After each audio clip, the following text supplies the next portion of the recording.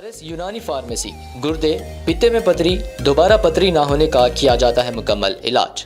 Fatty liver medicine भी दस्तयाब। Bahadurpura x road 9390610436 पर contact करें। नांदेड़ लोकसभा इंतखाबात से मुताल्लिक़ पोलिंग के कामों के लिए ज़िला इंतज़ामिया की जानिब से मुकर्रर किए गए 10,637 मुलाजिमीन पोलिंग पार्टियों में इलेक्ट्रॉनिक वोटिंग मशीन और दीगर ज़रूरी सामान की तकसीम का काम शुरू हो चुका है। ज़िला कलेक्टर अभिजीत राउत ने इस सिलसिले में मीडिया नुमाइंदों से बात करते हुए सारी तफसीलात बताई। नांदेड़ लोकसभा के आम इंतखाबात के लिए दूसरे मरहले की पोलिंग कल यानी 26 अप्रैल को होगी। ज़िला इंतज़ामिया इसके लिए पूरी तरह से तैयार है। पोलिंग पार्टियों का सामान आज सुबह 7 बजे से मुलाजिमीन में तकसीम किया जा रहा है।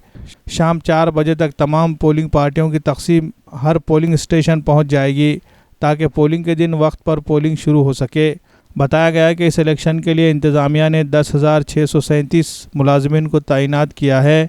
इसके लिए 2,068 पोलिंग सेंटर क़ायम किए गए। वोटर्स को किसी किस्म की परेशानी से बचने के लिए इंतज़ामिया की जानिब से तमाम तैयारियां मुकम्मल कर ली गई है, इसलिए ज़्यादा से ज़्यादा वोटर्स अपने वोट का इस्तेमाल करें। इस तरह की अपील डॉक्टर अभिजीत राउत ने की है।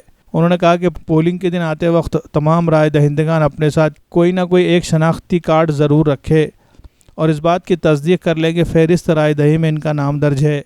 मोबाइल फ़ोन पर भी पोलिंग सेंटर की मालूमात हासिल की जा सकती है। पोलिंग के दौरान कहीं पर भी किसी भी तरह की कोई गड़बड़ नज़र आए तो फौरी उसकी इत्तला ज़िला इंतज़ामिया या पुलिस इंतज़ामिया को दी जाए।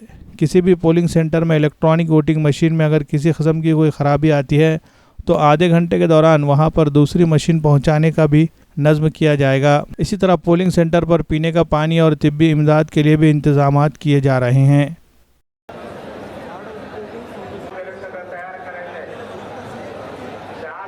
आज आपण नांदेड लोकसभा मतदारसंघाच्या निवडणुकीसाठीचे सगळे जे पोलिंग पार्टीज आहेत त्यांना मतदानाच्या साहित्यासहित रवाना करतोय।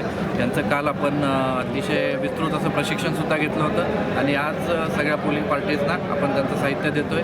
हे लोक आज आपल्या पोलिंग बूथवर जातील, त्या ठिकाणी मतदानासाठीची पूर्ण तयारी करतील आणि संध्याकाळी 4 वाजेपर्यंत 100% सगळे पोलिंग पार्टीज आपल्या बूथवर पोहोचतील अशा प्रकारचं आपलं नियोजन झालं।